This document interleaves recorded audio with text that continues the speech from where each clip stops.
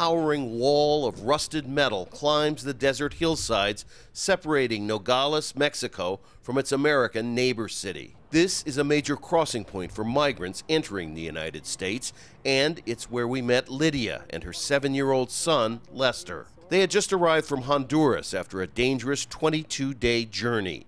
Lydia was too afraid to allow us to show their faces. The worst thing about life in Honduras is waking up, hearing your children ask for something to eat and not have anything to give them. That's what makes you want to come here. In Mexican border towns and Central American slums, migrants are spreading the word about a provision of U.S. law that they believe will allow them to stay indefinitely.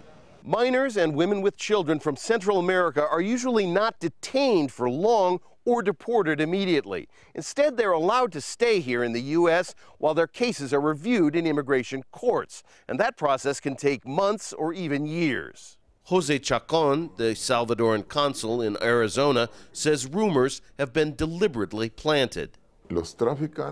Human smugglers, otherwise known as coyotes, are leading people to believe that just by being here, it will be enough for them to have the possibility of getting an immigration benefit. 47,000 child migrants have entered the U.S. since October, overloading the system set up to process them. Human rights groups have alleged some migrants have been abused by Border Patrol officers, and Central American diplomats say conditions in holding centers are deplorable.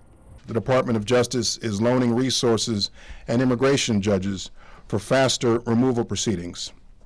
In addition to all this, we know we must do something to stem this tide. Lydia says she's had enough of hunger, violence, and poverty. I'm thinking of how I can cross to the other side and get caught by immigration. So they give me a permit. They give you a permit and they say you can stay, and you just have to show up at court. A mother willing to risk everything to give her child a different future. Rob Reynolds, Al Jazeera, Nogales, Mexico.